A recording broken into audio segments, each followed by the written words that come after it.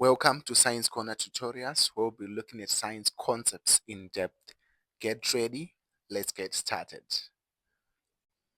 Okay, welcome to the first video on partial fractions where we given an introduction to partial fractions.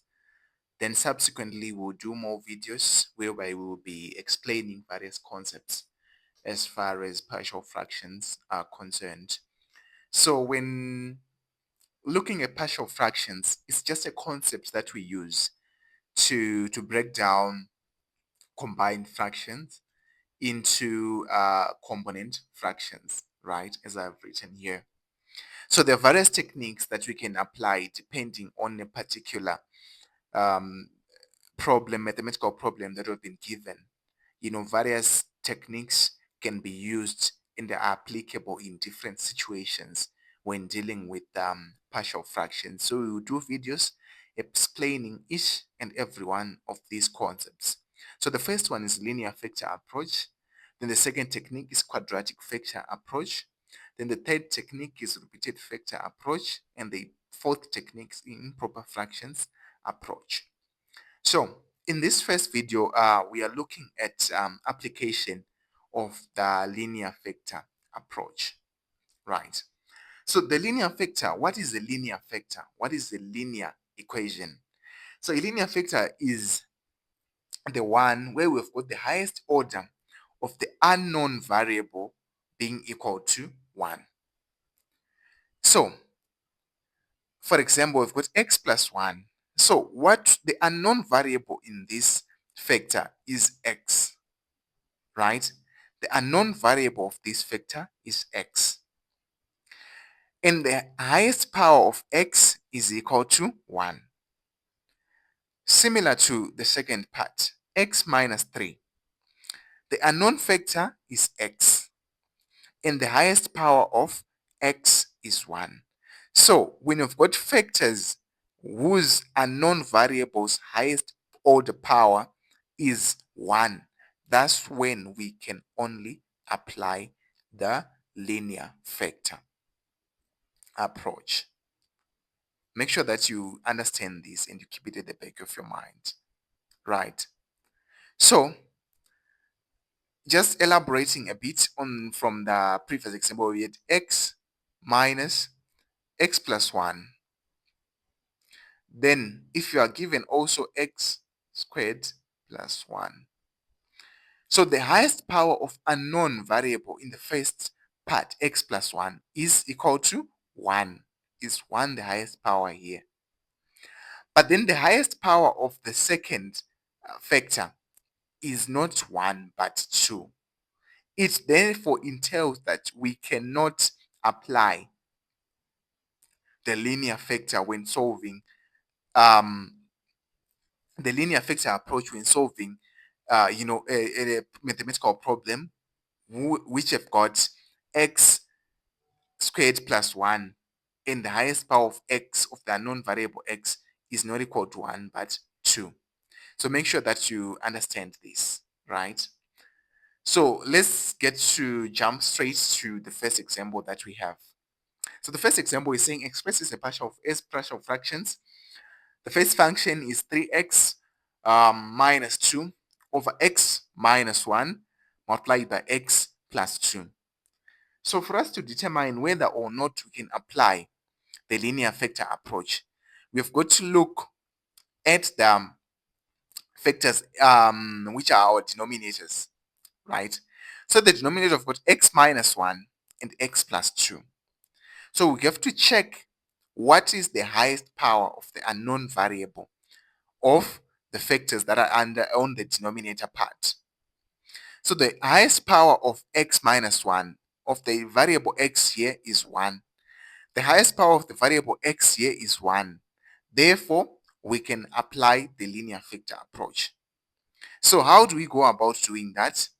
We have got to assign each factor, which is on the denominator, a constant, which assumes the position of the numerator, right? Make sure that you understand this. So our problem was saying f of x equal to 3x minus 2, x minus 1, then bracket x plus 2, right? So we've got to take 3x minus 2, x minus 1, multiplied by x plus 2. Then we've got to assign a constant to each factor, which is on the denominator. So the constant that we are going to apply first is, because we've got two factors, which is x minus 1 and x plus 2, is a over x minus 1.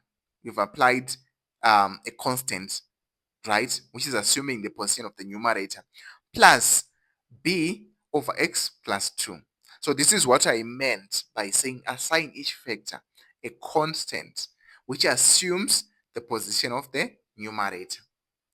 Then from there, we now move on to simplification.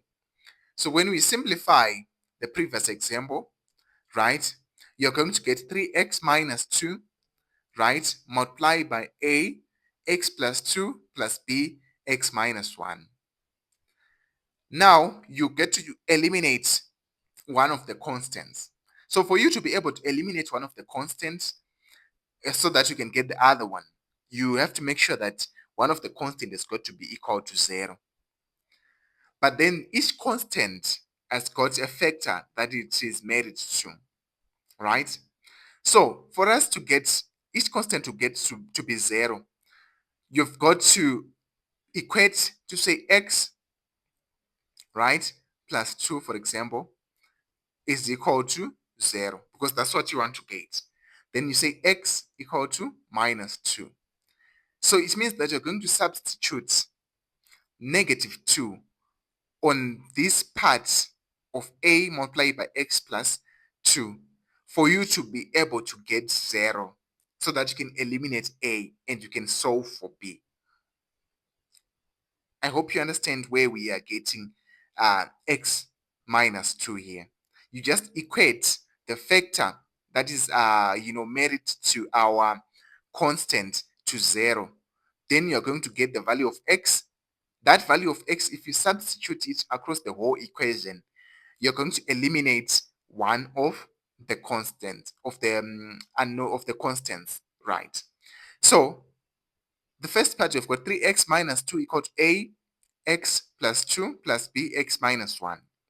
So when you substitute minus 2 wherever there is x, you're going to get 3. The way here I've got x, so we substitute by minus 2. Minus 2 equal to a. You substitute where there is x, minus 2 plus b. Where there is x, substitute with minus 2, minus 1. Then you're going to get minus 6 minus 2, you're going to get minus 8 here, is equal to minus 2 plus 2, you're going to get 0. It means that you have eliminated the constant a, right? Then plus b, right? And you're going to substitute where there is minus, where there's x with minus 2. So it's minus 2 minus 1, you're going to get minus 3. So ultimately, b, you're going to divide both sides by minus 3 here. And you're going to get b equal to 8 over 3, right? So after that, you then move on to find another constant. So for you to be able to find another constant, which is a, because we've already found b, you just apply the same principle. So the factor that is married to our constant b is x minus 1. So you're going to get you're going to say x minus 1 equal to 0. So x equal to 1. So you're going to substitute x equal to 1 across the whole equation. So when you substitute x equal to 1 across the whole equation, you're going to eliminate factor b, right? So this is what we've done here. When x equal to 1, you then substitute wherever there is x, you put 1. Ultimately, you're going to get 1 equal to 3, right? Plus 0. You've eliminated the factor b here, right? So for you to solve for a, you divide both sides by 3. So a equal to 1 over 3. Then from there, you're going to ultimately get 3x minus 2 over x minus 1 multiplied by x plus 2 equal to 1 over 3. So we substitute where there was a. Remember, on our original equation, we had a over x minus 1 plus b over x plus 2. But now we've found the values of the constants a and b. So we're just going to substitute. So a is equal to 1 over 3 plus b equal to 8 over 3. So ultimately, if you simplify this, you're going to get 1 over 3 x minus 1 plus 8 over 3 multiplied by x plus 2 is your final answer. So this is the how we solve linear vectors under partial fractions. Make sure that you practice and you are able to apply this. So let me leave you with the homework so that you can try to apply this. So we've got an equation here that is saying x squared minus 7x minus 6 all over x minus 1, x minus 2 multiplied by x plus 1. So for us to be able to make sure that we are able to apply the linear factor rule or the linear factor approach, the highest power of the factors that are on the denominator has to be equal to 1 of the unknown variable. So our unknown variables are x here, and the highest power of x equal to 1, meaning to say we can apply the linear factor approach in solving this problem. Thank you. Try this. Post your answer in the comment section. Thank you.